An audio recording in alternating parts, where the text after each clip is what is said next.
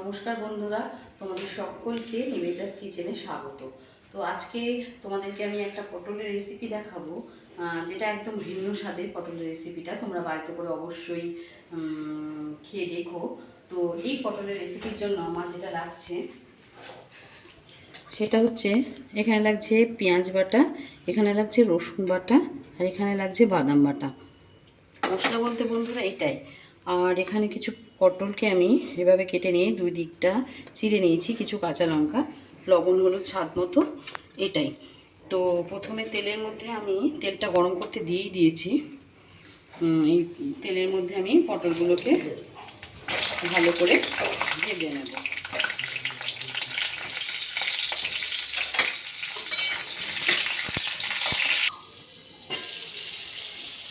তো মধ্যেখানে আমি একবার পটলটাকে নেড়ে দিয়েছিলাম। তো দেখো বন্ধুরা, পটলটা খুব সুন্দর মতো ভাজা হয়ে গিয়েছে। তো এই অবস্থায় আমি ভাজা পটলগুলোকে তুলে নেব।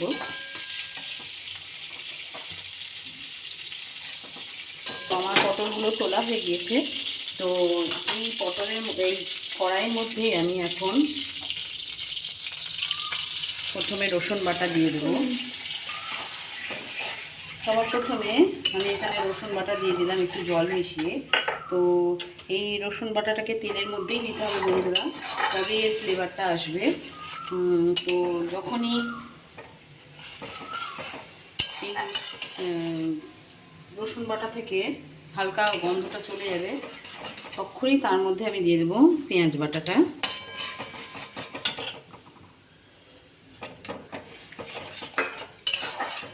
এই পেঁয়াজ বাটাটাকেও আমি এর মধ্যে সুন্দর করে কষিয়ে নেব। তো দেখো, আমার পেঁয়াজটা বসানো হয়ে গেছে। তো এর মধ্যে আমি এখন স্বাদ মতো নুন, সেটা তোমাদের একদম নিজের মতো করে দেবে। সামান্য একটু হলুদ গুঁড়ো দেব, আর সামান্য একটু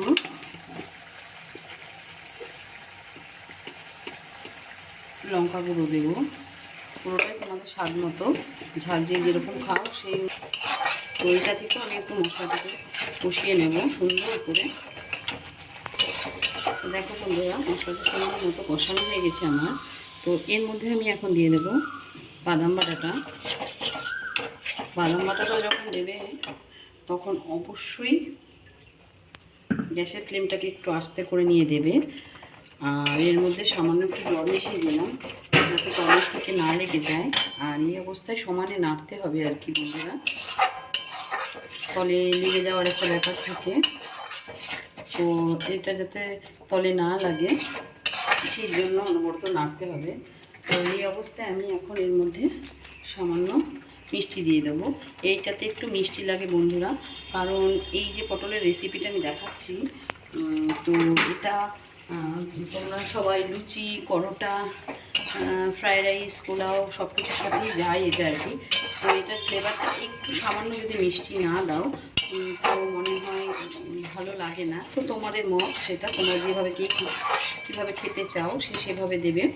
আর একটা কথা বন্ধুরা, আজকে আমি তোমাদেরকে শুধু পটলেরই করে দেখাচ্ছি এই রেসিপিটা। তো এই রেসিপিটা অনেক রকমভাবে হয়। এর মধ্যে টক দই দেওয়া যায়, এর মধ্যে চিংড়ি মাছ দেওয়া যায়, এর মধ্যে অনেক কিছু দেওয়া যায়।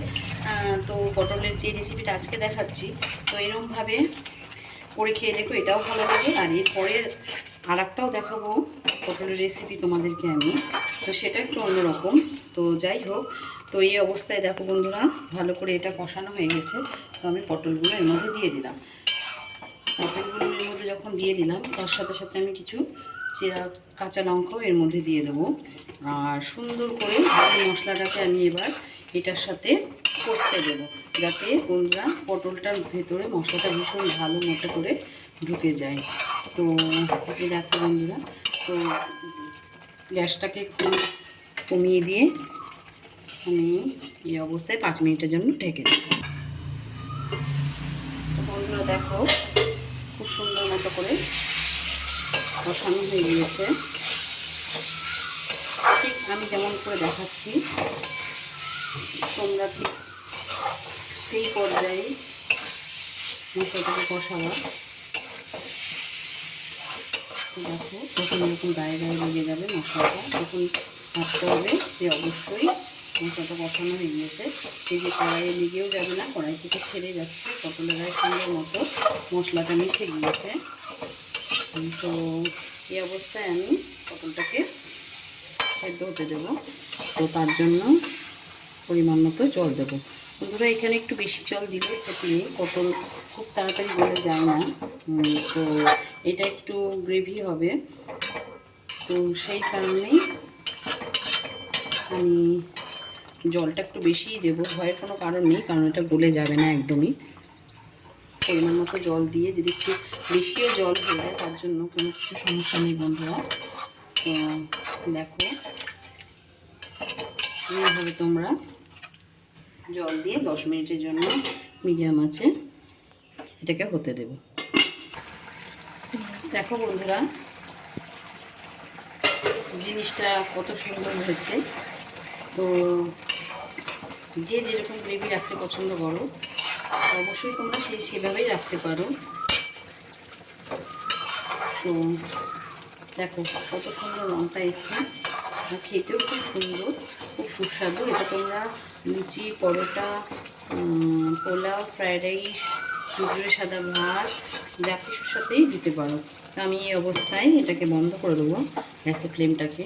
তো দেখো কতটা সুন্দর লাগছে, কতটা লোভনীয় হয়েছে দেখতে বন্ধুরা। দেখো গ্রেভিটা এতটাই রাখি আমি আর কি, কারণ পটলটা টেনে নেবে থাকলে। তো আমার মনে হয় তোমরাও এভাবেই রেখো। আর অবশ্যই এই রেসিপিটা একবার তোমরা খেয়ে দেখো, বাড়িতে একবার করে দেখো। আমার মনে হয় সবাই প্রশংসাই করবে। তো যাই হোক, আমার এই ভিডিওটা যদি তোমাদের ভালো লাগে রান্নার, তো অবশ্যই আমার চ্যানেলটাকে তোমরা একটু সাবস্ক্রাইব করো, আর পাশে থাকা বেল আইকনটাকে একটু অন করো যাতে প্রথম নোটিফিকেশনগুলো তোমাদের ফোনে যায়। তো ধন্যবাদ বন্ধুরা।